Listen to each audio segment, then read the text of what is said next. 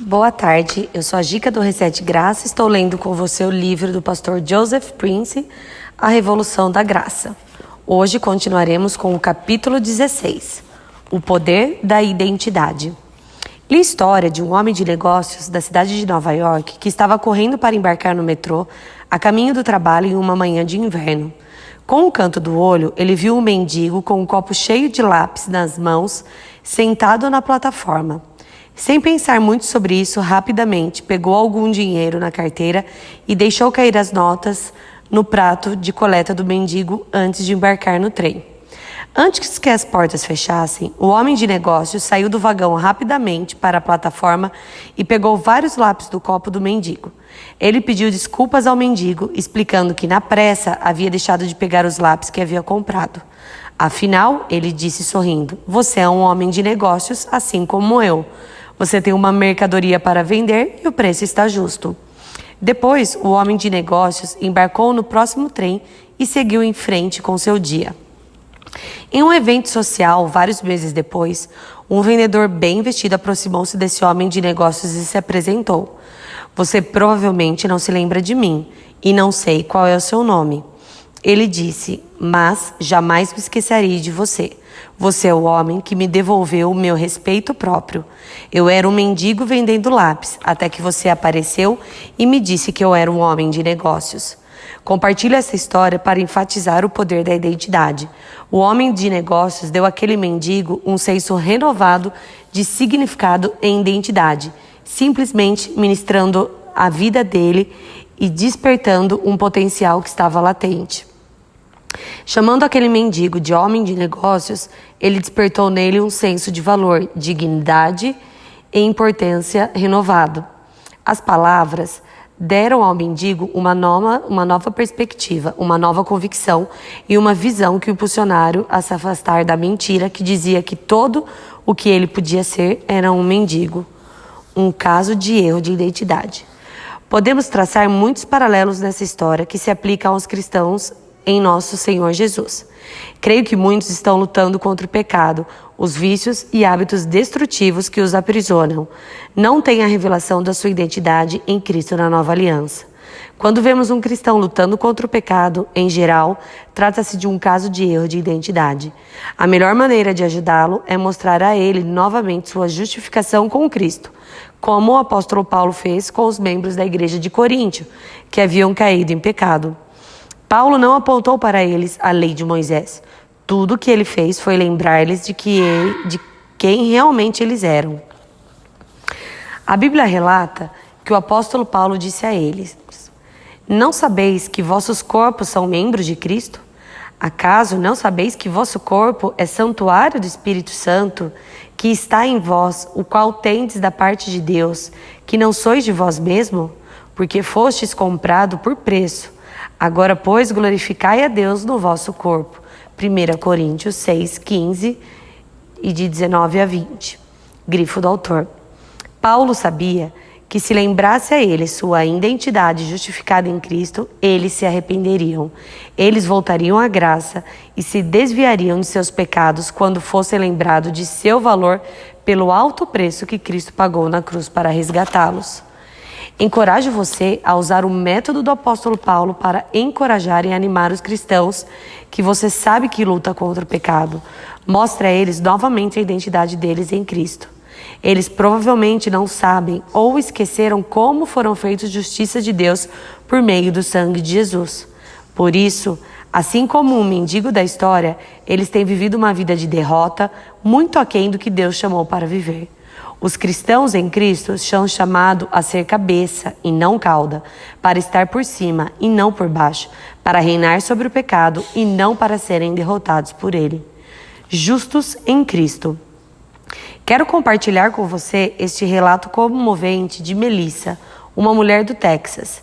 Creio que você será grandemente abençoado e inspirado pela jornada que ela trilhou para descobrir a sua verdadeira identidade em Cristo. Desde muito jovem, sempre achei que não tinha valor algum. Minha mãe, que estava constantemente brigando com meu pai durante a minha infância, sempre me dizia que eu era um ninguém, assim como meu pai, e que exatamente como meu pai, eu não seria nada na vida. Esse sentimento de desvalorização permaneceu comigo e se tornou ainda mais forte quando fui molestada quando criança. Eu me culpava, achando que aquilo havia acontecido comigo porque eu realmente não tinha valor e não era ninguém. Cresci sem ter o amor do meu pai e me tornei uma pessoa desesperada para encontrar e me agarrar ao que eu pensava ser amor.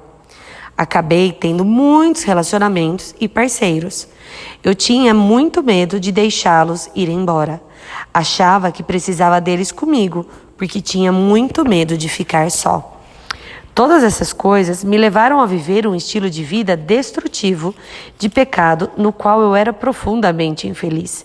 Sabia que isso estava me destruindo interiormente, mas não sabia como fazer para parar. Eu me sentia confusa, perdida e vazia o tempo todo. Não pensava em ir a Deus e à igreja, porque as pessoas que eu conhecia me diriam: você vai para o inferno por causa das suas escolhas e da maneira como está vivendo. Deus está zangado com você. Ele está insatisfeito com você e não vai abençoá-la.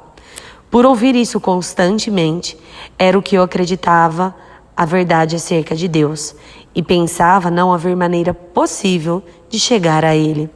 Felizmente, encontrei seu programa de televisão tarde da noite, quando estava passando pelos canais. Vi aquele pregador asiático e quis trocar de canal, mas alguma coisa dentro de mim disse: apenas ouça o que ele está dizendo. Fico tão feliz por ter feito isso, porque você estava falando sobre a obra consumada de Jesus da cruz, o quanto Ele nos ama e o quanto Ele me ama assim como sou. Percebi que não conseguia parar de ouvir suas mensagens. Esse foi o começo da minha descoberta de como Deus deu o seu melhor, o seu Filho, Jesus, por mim, para que eu pudesse ter um relacionamento com Ele, com o meu Abba Pai, e entrar na sua presença sem medo ou vergonha. No fim da pregação, você nos convidou a orar e a pedir a Deus que entrasse em nossas vidas se nunca tivéssemos feito isso antes. Fiz essa oração e disse a Deus: preciso do Senhor e preciso da sua ajuda. Não sei como mudar o que me tornei, mas sei que o Senhor vai me ajudar. Somente o Senhor pode me ajudar a sair desse estilo de vida, a abandonar as drogas, o álcool e a deixar de ter tantos parceiros diferentes. Há um relacionamento que preciso terminar imediatamente, mas não sei como fazê-lo. Sinto-me muito infeliz. Tem de haver mais na vida do que o tipo de vida que estou vivendo. Enquanto orava, senti o amor de Jesus simplesmente me envolver e toda amargura, confusão, infelicidade e dor em minha vida simplesmente se derreteram, como você gosta de dizer, como manteiga. Não sei como explicar. A dor sombria, a frustração, o vazio devorador, tudo simplesmente desapareceu. E pela primeira vez, uma alegria que eu não conseguia explicar invadiu o meu ser. No dia seguinte, Deus abriu as portas para eu terminar aquele relacionamento ruim onde me encontrava, sem esforço e sem amargura de ambos os lados. Desde aquele momento, muitas coisas e bênçãos incríveis aconteceram. Meu relacionamento com a minha mãe foi restaurado. Através da experiência do amor de Jesus por mim, fui capaz de perdoar minha mãe pelas vezes que havia me sentido ferida e rejeitada por ela, e passei a amá-la genuinamente. Também pude perdoar outros membros da família que me disseram que eu não valia nada e que não queriam nada comigo. Tudo é muito diferente agora. Hoje eu acordo e digo: obrigada, Jesus, pela tua provisão de graça para mim. Obrigada por todas as tuas bênçãos. Obrigada porque tu já fizeste tudo por mim. Tu me manterás no caminho que queres que eu siga. Sei que Jesus me ama e tem grandes planos para mim. Vejo seu favor em minha vida. Meus chefes me dizem: você está fazendo um trabalho tão bom e está sempre sorrindo. As pessoas que encontro me dizem: você parece ser mais jovem do que é. Digo a elas que tudo isso é Cristo em mim. Agora Quando fico um pouco assustada com as situações em minha vida, lembro-me de lançar todas as minhas ansiedades sobre Deus. Ligo meu iPod, ouço as suas mensagens. Embora sejam mensagens que já ouvi antes, ainda aprendo algo novo com elas.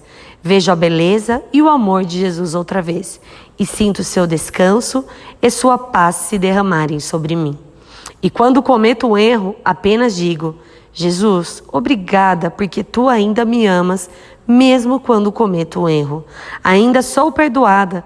Meus pecados passados, presentes e futuros estão perdoados. Isso me dá força para superar aquele erro e seguir em frente. Mesmo quando tomo a direção errada, Ele sempre encontra uma maneira de me trazer de volta. E sempre que estou em uma situação negativa, Jesus me diz que o resultado será bom, porque Ele está ali e trabalhando no assunto. Às vezes, pensamentos sobre o meu passado tentam voltar, mas aprendi a dizer: sou nova criatura, sou a justiça de Deus em Cristo. Não se trata do que eu fiz, mas do que Jesus fez. Incrivelmente, as tentações que me detinham no passado perderam todo o seu domínio. Parece que nunca vivi um estilo de vida destrutivo antes. Hoje, minha vida testifica que o Abba Pai ama e salva. E o que mais importante, a mudança ocorreu sem nenhum esforço. É tudo pela graça de Jesus. Não tem nada a ver com a minha força de vontade, mas com o poder divino de Cristo operando em mim. Obrigada, Pastor Prince, por desvendar a beleza e o amor de Jesus para mim. Sinto-me muito amada por Ele e sou muito grata pela sua obra consumada na cruz. Melissa, obrigado por dedicar tempo para compartilhar a jornada preciosa que você trilhou com o nosso Senhor Jesus.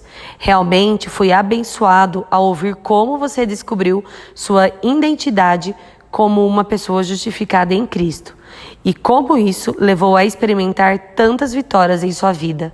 Tenho muito orgulho de você e estou muito entusiasmado em todas as coisas boas que o nosso Pai no céu tem reservadas para o seu futuro. Não tenho dúvidas de que seu testemunho inspirará muitas pessoas a descobrirem o poder de sua identidade como pessoas justificadas em Cristo. O que você tem ouvido? Meu caro leitor, creio que você também foi grandemente abençoado e encorajado com o relato de Melissa.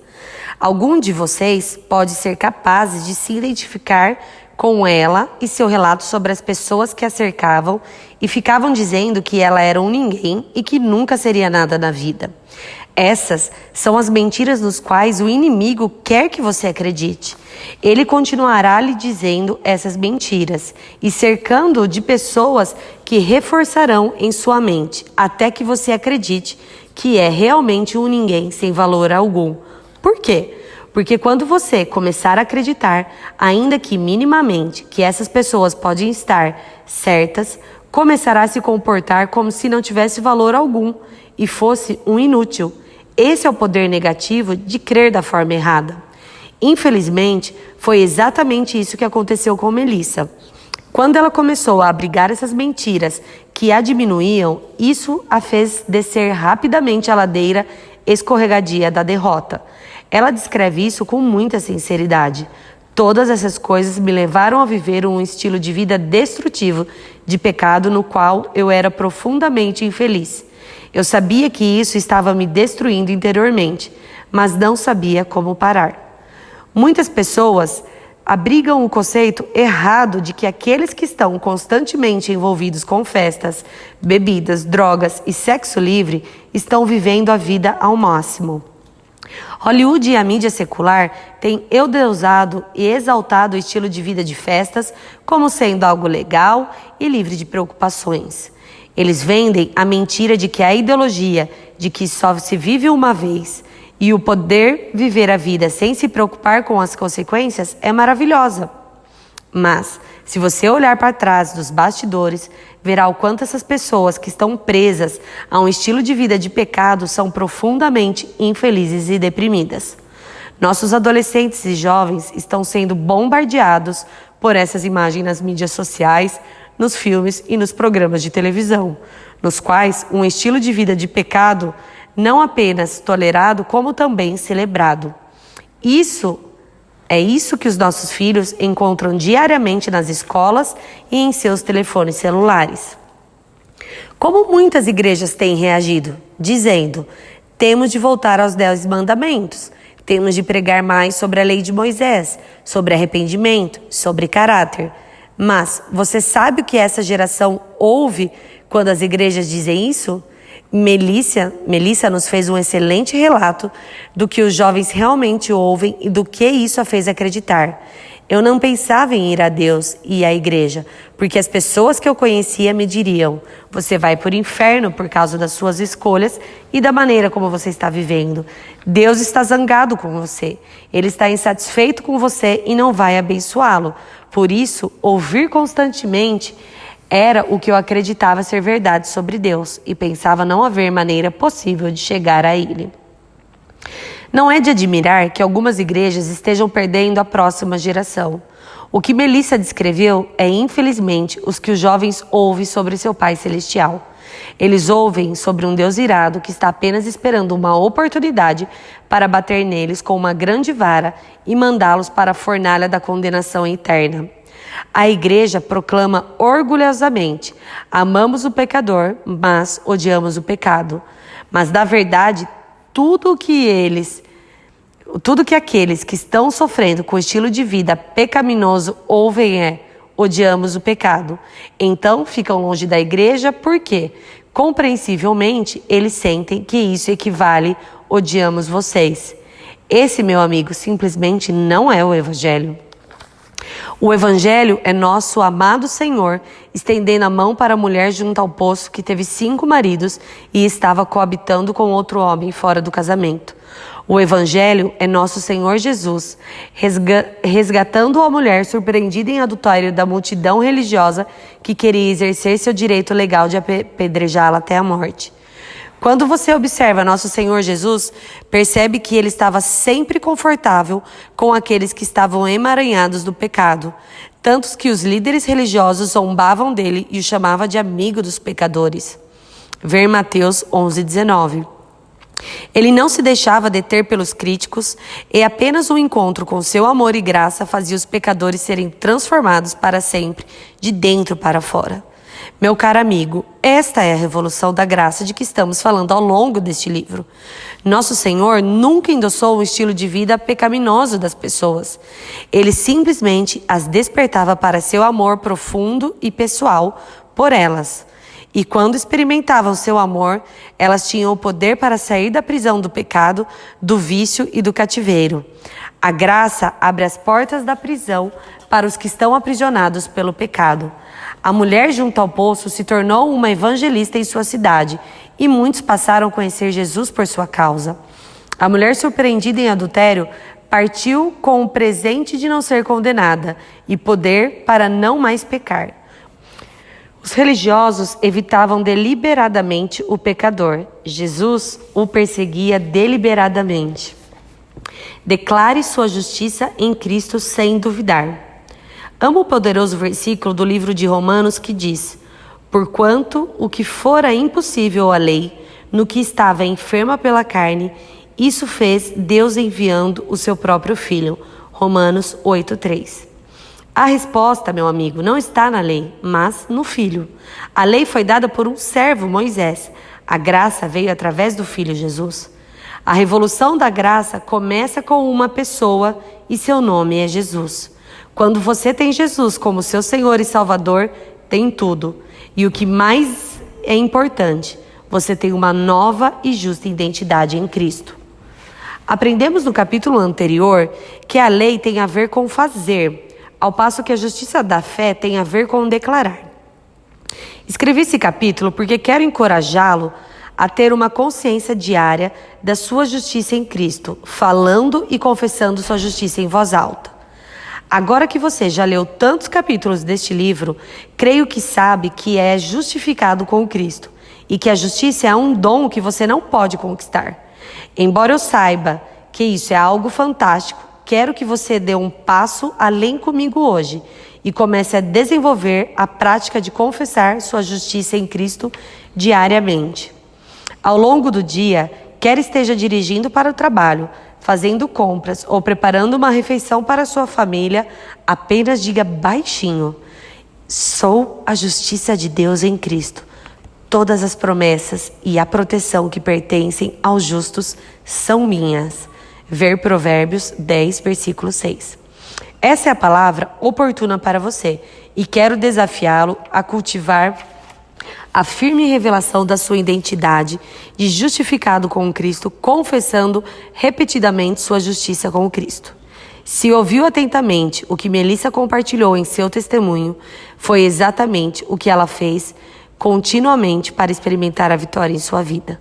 Muitas vezes, uma pessoa experimenta uma vitória em sua vida, mas essa vitória não dura. Por quê? Porque depois de algum tempo, ela esquece a revelação bíblica que recebeu e que lhe deu vitória. Muitos cristãos não entendem, mas as revelações podem ser roubadas e esquecidas. Foi o que aconteceu com a igreja de Corinto. E Paulo teve de interferir para lembrar a eles sua identidade de justos em Cristo.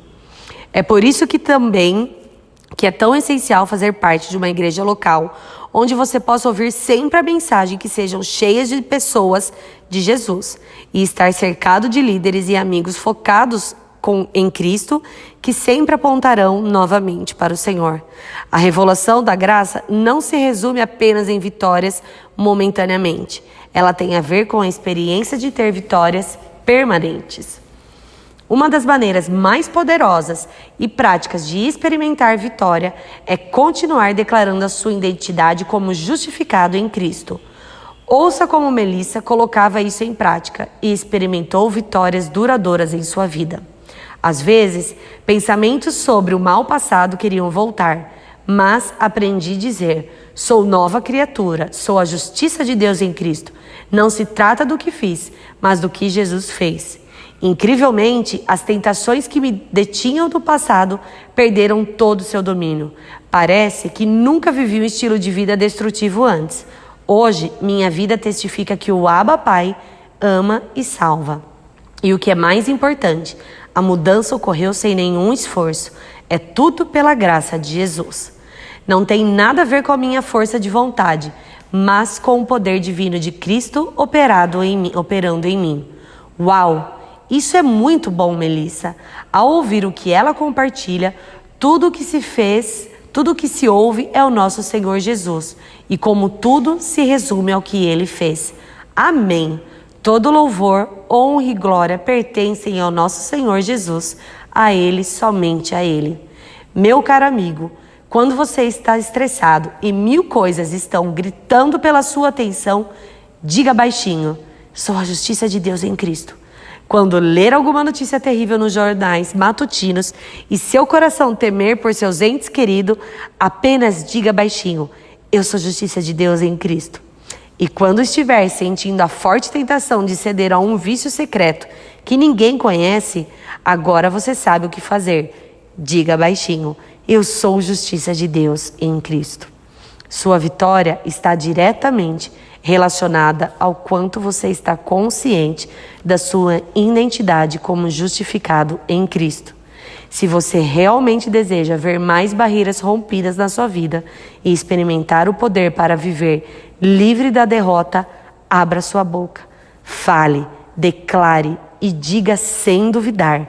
Prometo que você começará a viver mais livre do estresse, mais destemidamente, com mais ousadia e de forma mais vitoriosa do que nunca.